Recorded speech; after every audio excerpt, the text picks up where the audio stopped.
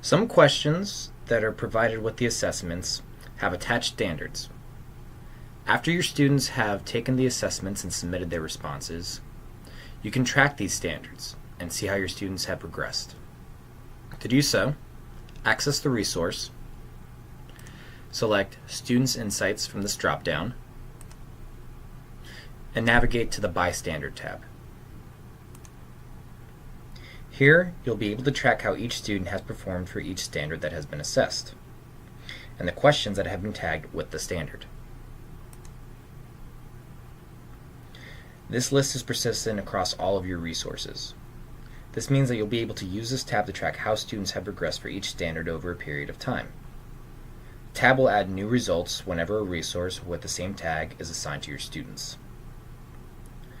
For example, if you would like to retest your students using the same assessment in a month from now, you'll be able to see how they performed in the first month, and then how they performed against the standards in the second month.